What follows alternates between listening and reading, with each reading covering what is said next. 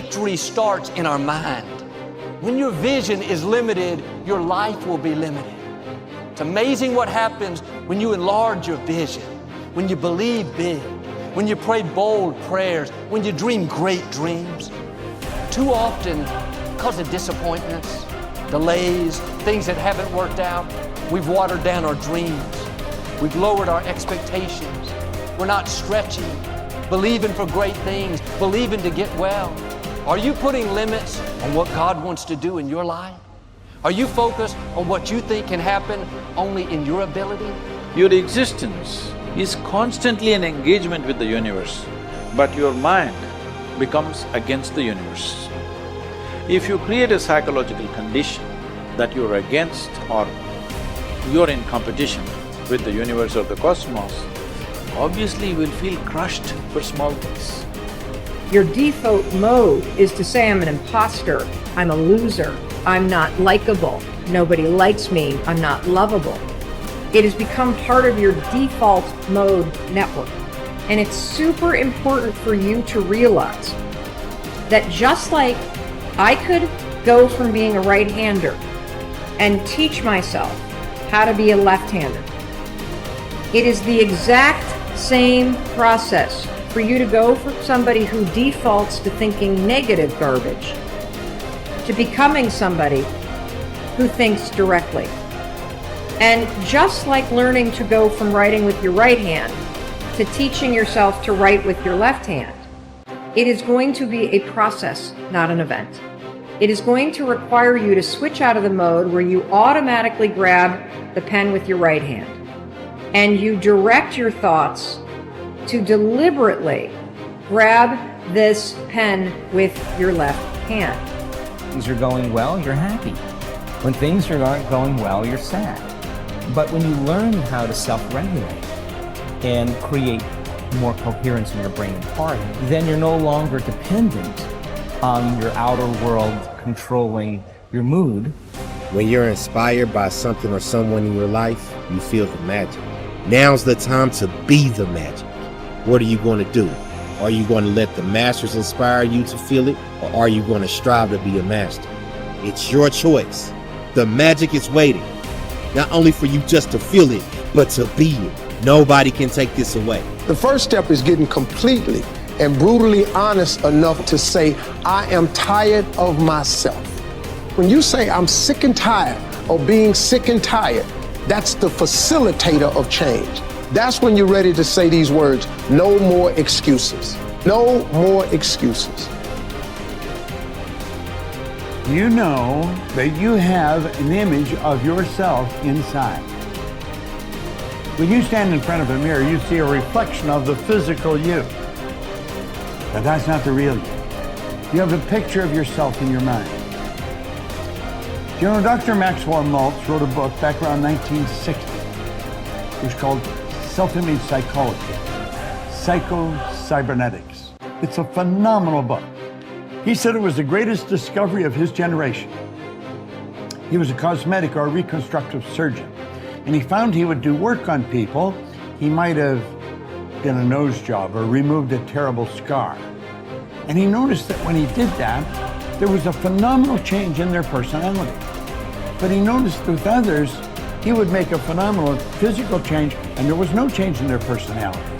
And that led him to postulate that we have two images. We have the one that's coming back from the mirror, but we've got an inner image. And that inner self-image is literally controlling our life. You will find people that have very poor self-image or low self-esteem. They won't look you straight in the eye. They're afraid to shake hands with you. They're very shy and withdrawn. They go through life hiding from life. They don't like themselves. They don't know themselves. Do you know when a person improves their self-image, they change their entire life. Their income changes, their relationship changes, their health changes. And do you know how you do that? Start studying you. Start to find out more about you. There's something phenomenal about you. Do you know, when I began to study this material 57 years ago, I had very poor self-image. I had low self-esteem. I took dumb jobs. I never earned any money. I never had fun. I had poor relationships. And as I started to study real solid information, everything in my life started to improve. I've got friends all over the world today. I earn millions of dollars. I'm in my 80s and I get as much energy as a person in their 30s. You see, when you start to understand really who you are, you're God's highest form of creation. There's things about you that just about blow your mind as you start to study and really understand them. You'll walk a little taller. You'll stand a little straighter. And you know something? You'll enjoy a whole lot more of life. The moment you think you're the most important person in every room that you're in, the moment that your ego screams more loudly than your hunger to grow and represent mastery, is the beginning of your descent into obsolescence and irrelevance. You are only as good as your last performance. I remember reading about one of the icons from Hollywood, and he said it. He said, I'm only as good as my last picture. It's so easy to sort of hang your hat on something you did a year ago or 5 years ago or 10 years ago. Maybe, the great musicians, they all have that in common. It's not like, oh, I did this album 40 years ago and I'm sort of still dining out on that great masterpiece. The great ones, the people of great influence, the people of great creativity, they understand that you're only as great as your last performance. The elite athletes I've mentored, this is how they see it. They say, last year's championship performance is this year's starting point. So look, we all want to be satisfied. We all want to be happy. We all want to wake up every day and go through life feeling a sense of joy. But there is a great danger in being completely satisfied. When I work with the billionaires and the titans of industry and the Hollywood superstars, here's what I notice. They're never satisfied. Now, sometimes if you don't manage that unsatisfaction, you're going to be a very unhappy person. I'm just reporting on reality. A lot of the true titans, it's never enough. They are always dissatisfied. They always want to work their craft better. They always want to have more influence. They always want to have greater impact. They always want to grow their movement. So just remember that first element of this deconstruction.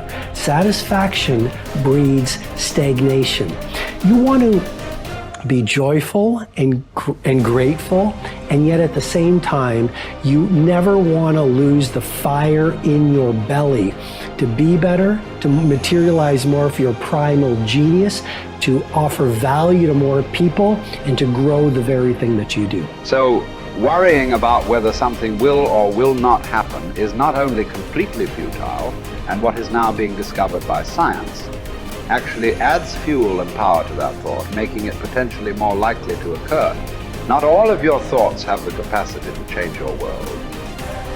Only the habitual ones, or those that are fueled by emotional intensity. Most people meander through life, ending up in a career because of chance, not choice, and are not that passionate about anything.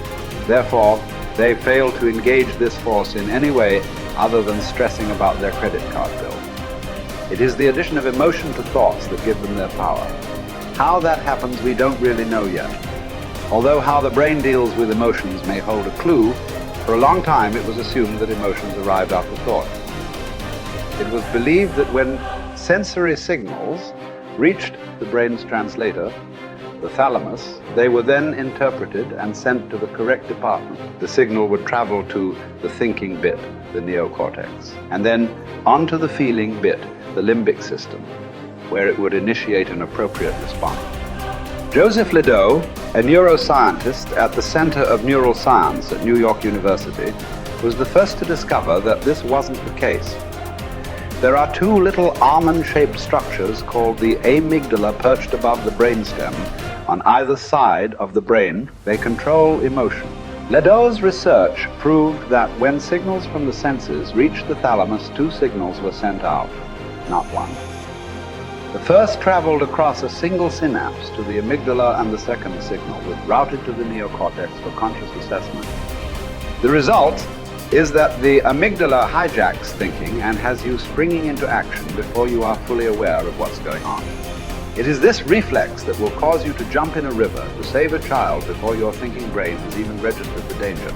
It's also why an emotional outburst often arrives before the brain's engaged. Unfortunately, this discovery illustrates the fact that emotion has direct and powerful access to the subconscious mind. It triggers action faster than logical thought alone, and therefore may be partly responsible for why emotion is such a potent and essential ingredient in turning thought into reality. The more intensely we feel about an idea or a goal, the more assuredly the idea, buried deep in our subconscious, will direct us along the path to its fulfillment.